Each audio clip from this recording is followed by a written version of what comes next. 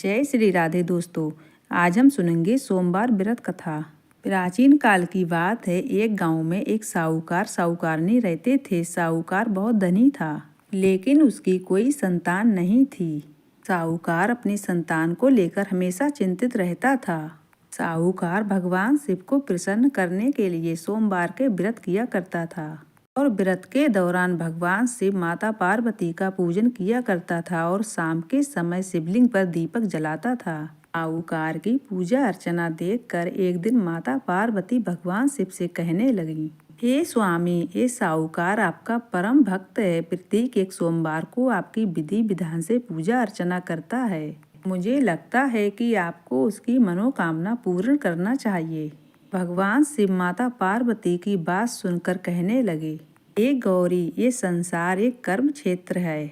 जैसे एक किसान अपने खेत में बीज बोता है तो कुछ समय बाद उसको फल मिलता है, ठीक उसी तरह इस संसार में आदमी जैसा कर्म करता है उसको उसी का फल मिलता है। भगवान शिव कहने लगे कि इसके कर्मों में संतान सुख नहीं है, लेकिन माता पार्वती ने भोले भंडारी से दोबारा आग्रह किया और कहा, हे नाथ, फिर भी आप इसकी मनोकामना पूर्ण कर दीजिए। ये आपका परम भक्त है। अगर आपने अपने भक्तों की इच्छा को पूर्ण नहीं किया तो वो आपकी पूजा आराधना क्यों करेंगे। माता पार्वती के बार बार आग्रह करने पर भगवान शिव कहने लगे, यह साहूकार बहुत धनवान है, लेकिन इसकी कोई पुत्र नहीं है, इसीलिए ये सदैव चिंतित रहता है। लेकिन इसके भाग्य में संतान योग भी नहीं है, लेकिन तुम्हारे बार बार आग्रह करने पर मैं इसे पुत्र प्राप्ति का वरदान दे देता हूँ। लेकिन इसका जो पुत्र होगा वो केवल 12 वर्ष तक जीवित रहेगा।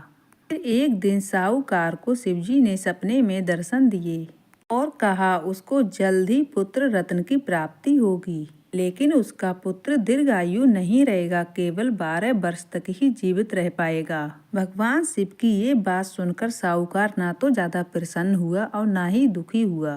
साहूकार ने ये बात सुनकर भी पूजा अर्चना जारी रखी और कुछ दिनों के बाद साहूकार की पत्नी गर्भवती हो गई और उसने कुछ दिनों के बाद एक सुंदर से बालक को जन्म दिया। बालक के जन्म से घर पे हर और उल्लास का माहौल था, लेकिन साहूकार खुश नहीं था। उसे मालूम था कि उसके बालक का ये जीवन केवल 12 वर्ष तक का है और साहूकार ने ये बात किसी को भी नहीं बताई थी। जब साहूकार का बालक 11 वर्ष का था तब साहूकार की पत्नी कहने लगी कि अब इसका विवाह कर देना चाहिए, लेकिन साहूकार ने मना कर दिया और उसे शिक्षा के लिए काशी भेज दिया। साहूकार ने बालक के मामा को बुलवाया और उन्हें पैसे देकर काशी जाने का आदेश दिया। फिर साहूकार ने बालक और उसके मामा से कहा, रास्ते में जाते हुए यज्ञ करते हुए और भूखों को भोजन कराते हुए जाएं। दोनों मामा भांजों ने ठीक ऐसा ही किया जैसे साहूकार ने बोला था। काशी जाते वक्त जिस रास्ते से मामा भांजे गुजर रहे थे, उस नगर का राजा अपनी पुत्री का विवाह एक ऐसे लड़के के साथ करवा रहे थे जो कि काना था, यानी उसे एक आंख से दिखता नहीं था। दूल्हे का पिता इस बात से चिंतित था कि अगर दुल्हन पक्ष को ये बात पता चल गया कि दूल्हा काना है तो राजकुमारी विवाह के लिए मना कर देगी। इसीलिए उसने जब साहूकार के पुत्र को देखा तब उसने सोचा कि मैं अपने बालक के स्थान पर तोड़न के समय इस बालक को बिठा दूं और दुल्हन के पक्ष वालों को पता भी नहीं चलेगा। दूल्हे के पिता ने बालक के मामा को इस बात के लिए राजी किया। इस तरह साहूकार के लड़के ने दूल्हे के कपड़े पहने और घोड़ी पर चढ़कर तोड़न की रस्म पूरी की। फिर इसके बाद फेरों की रस्म की जब बारी आई तब दूल्हे के पिता ने साहूकार के लड़के से अनुरोध किया कि वह फेरे की रस्म पूरी कर ले और जब विवाह संपन्न हो जाए तो ये बात किसी को भी ना बताए। मामा भी राजी हो गया और विवाह समारोह भी निपट गया और शादी संपन्न होने के बाद मामा भांजा काशी के लिए प्रस्थान कर गए। परंतु साहूकार के पुत्र ने राजकुमारी की चुनरी पर लिख दिया कि तुम्हारा विवाह मुझसे हुआ है, लेकिन जिसके साथ तुम जाओगी वह एक आंख वाला आदमी है। लेकिन मैं काशी शिक्षा ग्रहण करने के लिए जा रहा हूँ। जब राजकुमारी ने ये बात पढ़ी तब उसने राजकुमार के साथ जाने से इनकार कर दिया और अपने पिता से कहने लगी, यह मेरा पति नहीं है, मेरा पति तो शिक्षा ग्रहण करने के लिए काशी गया हुआ है। जब सब जगह ये बात फैल गई, मजबूरन दूल्हे के पिता को ये बात बताने पड़ी और दुल्हन के पिता ने भी अपनी बेटी को भेजने से इनकार कर दिया। इधर मामा भांजे दोनों काशी पहुंच गए और बालक शिक्षा ग्रहण करने लगा और मामा ने यज्ञ कराना भी आरंभ कर दिया। जब साहूकार का पुत्र 12 वर्ष का हो गया तो वो एक दिन अपने मामा से बोला कि उसकी तबीयत ठीक नहीं है और वह सोने अंदर जा रहा है। साहूकार का पुत्र अंदर सोने गया और उसकी मृत्यु हो गई।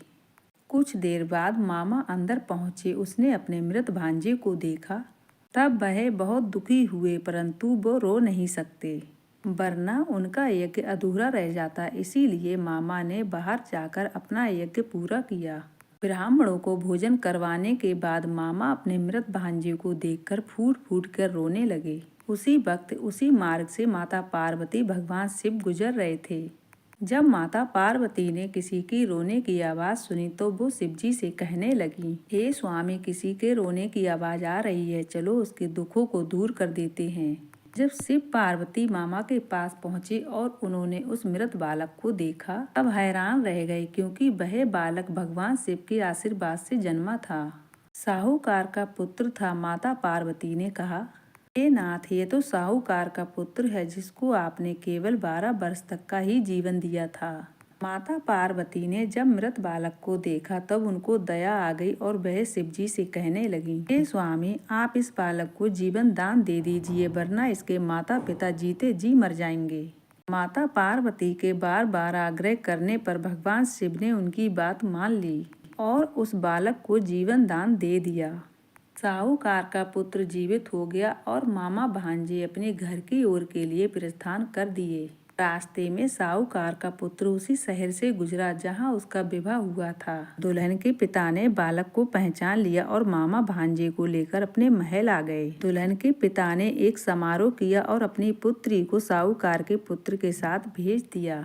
जब साहूकार का पुत्र अपने घर पहुंचा तब उसके माता पिता छत पर बैठे हुए थे और सोच रहे थे, अगर उनका पुत्र घर सही सलामत नहीं लौटा तो वे दोनों छत से कूदकर अपनी जान दे देंगे। पर उसी समय उसके मामा वहां आ गए और उन्होंने बताया कि उनका पुत्र जीवित है और विवाह करके वापस लौटा है। जब साहूकार ने अपने बालक को जीवित देखा तो खुशी खुशी उसका स्वागत किया और साहूकार का पूरा परिवार अपना खुशी खुशी जीवन बिताने लगा। जैसे भगवान भोलेनाथ ने इस परिवार पर कृपा की, ऐसी कृपा हम सब पर करना। तो उम्मीद करती हूँ दोस्तों कि आज की कथा आपको पसंद आई होगी। पसंद आई हो तो कमेंट बॉक्स में ओम नमः शिवाय जरूर लिखिए।